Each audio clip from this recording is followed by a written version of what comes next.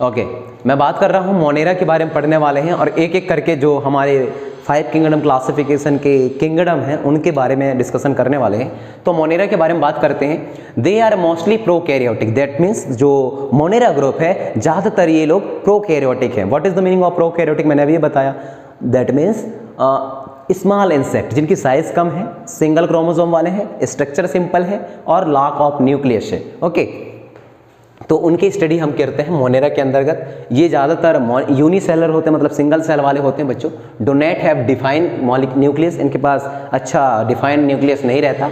May not able to cell wall, और साथ में इनके पास सेल वॉल भी नहीं रहता, ध्यान रखना।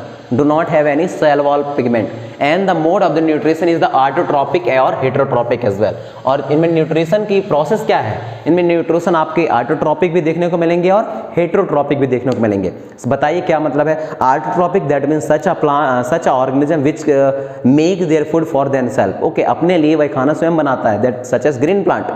हेटेरोट्रॉपिक जो दूसरों पर डिपेंड रहते हैं। तो ये दोनों नेचर के ऑर्गेनिज्म आपके मोनेरा के अंदर रखे गए हैं। और एग्जाम्पल के तौर पर हम बात करते हैं बच्चों, बैक्टीरिया रखे गए हैं इसमें, ब्लू ग्रीन एल्गी को शामिल किया गया है, साइनोबैक्टीरिया को शामिल किया गया है इसमें, और माइकोप्लाज्मा को भी मोनेरा के अंदर ही स्टडी करते हैं। ब्लू ग्रीन एल्गी कुछ इस तरीके से दिखाई देता है आपका। ओके, और इसके बाद में साइनोबैक्टीरिया कुछ इस तरीके से दिखाई देता है आपका, पिक्चर देख सकते हैं। माइकोप्लाज्मा कुछ इस तरीके से आपको दिखाई देता है।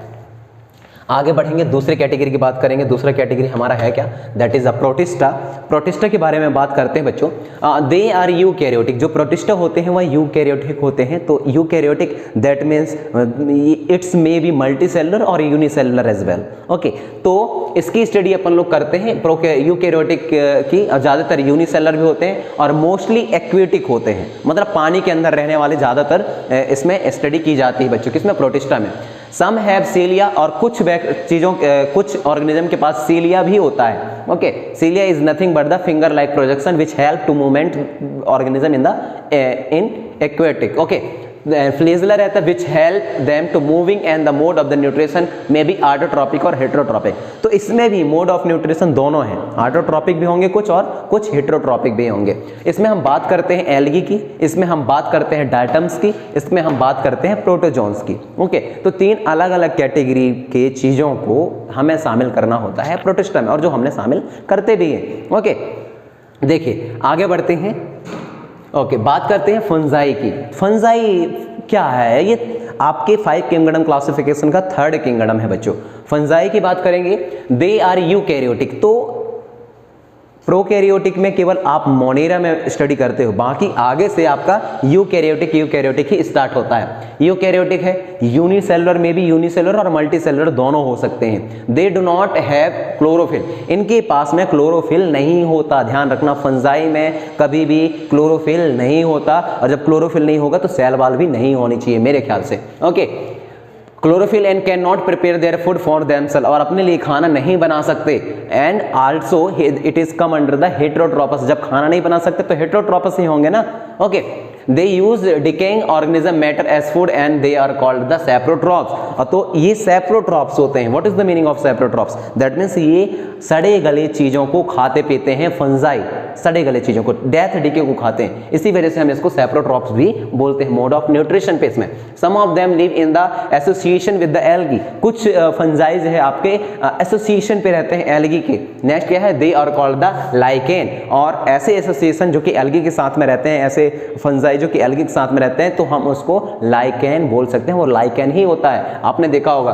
ओके, बात करते हैं इसके एग्जाम्पल की। तो ईस्ट की एग्जाम्पल इसमें फंजाई में रखी जाती है। दूसरा आप एस्परगिलस की एग्जाम्पल इसमें रखते हो, पेनिसिलियम है, एग्रिकस है और लाइकेन है। इनकी सारे स्टडी, ये सारे कुछ ऑर्गेनिज्म हैं जिसकी स्टडी हमें फंजाई के अंदर करनी होती है, और ये इनका स्ट्रक्चर आप देख सकते हो बच्चों। Agaricus, yeast, agaricus, lichen, that is the aspergillus और पेनिसिलियम। ओके, आगे बढ़ेंगे, हम बात करेंगे प्लांटी की। ओके, प्लांटी की बात करेंगे तो प्लांटी को मेरे ख्याल से अच्छे से समझना जरूरी है, क्योंकि ये चैप्टर ज़्यादातर प्लांट और दूसरा एनिमल के बारे में ही ज़्यादा फोकस करता है आपका। ओके, देखिए, they are multicellular eukaryotic, that means जो प्लांट रहते हैं वह मल्टीसेलुलर रहते हैं। मल्टीसेलुलर रहेंगे, सिंपल सी बात है, बहुत सारे सेल्स रहते हैं।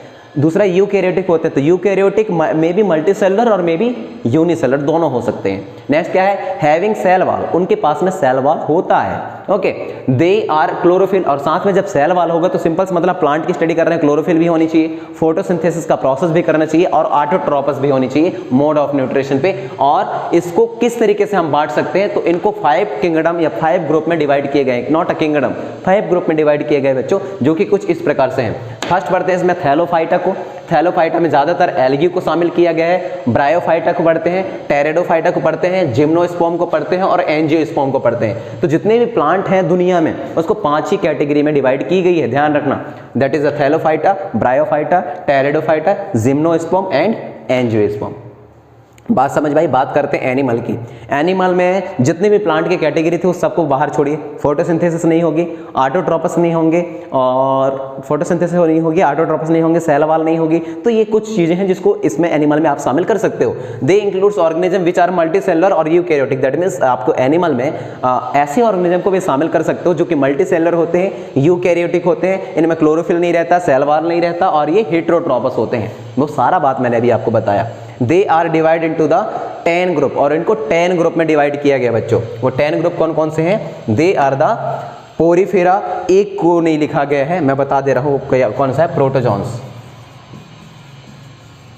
प्रोटोजोआ। ओके, प्रोटोजोआ है, पोरीफेरा है, coelenterata, platyhelminthes, nematoda, annelida, arthropoda, mollusca, echinodermata and protochordata and the vertebrata. अब वर्टिब्रेटा से फिर आपका फिर से एक नए ग्रुप स्टार्ट हो जाता है। दैट मीन्स एनिमल में यदि हम बात करें तो इसको मोस्टली तौर पर 11 या 10 दिया है, 11 ग्रुप में डिवाइड किए हैं, जो कि आपका प्रोटिस्टा है, पोरीफेरा है, सेलेंट्रेटा है, प्लेथेलमेंथेसिस, नेमेटोडा है, एनेलिडा है, आर्थ्रोपोडा है, मोलस्का है, एकाइनोडर्मेटा है, प्रोकॉर्डेटा है और वर्टिब्रेटा है। वर्टिब्रेटा से अपन लोग आगे और भी स्टडीज के करते हैं। बात इसमें आ ही गए हैं तो दो यहाँ बता देता हूँ, आपका आर्थ्रोपोडा और आपका एनेलिडा, ये मोस्ट लार्जेस्ट फाइलम होते हैं एनिमल किंगडम का। सबसे लार्जेस्ट क्या होता है आपका आर्थ्रोपोडा, उसके दूसरे नंबर पे आपका आता है, सेकेंड लार्जेस्ट में आपका एनेलिडा आता है। चलो आगे बढ़ते हैं।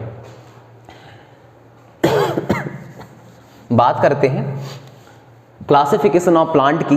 क्लासिफिकेशन ऑफ प्लांट में बात करेंगे किस तरीके से प्लांट को क्लासिफाई किया गया है और किस बेसिस पर हमें समझना है।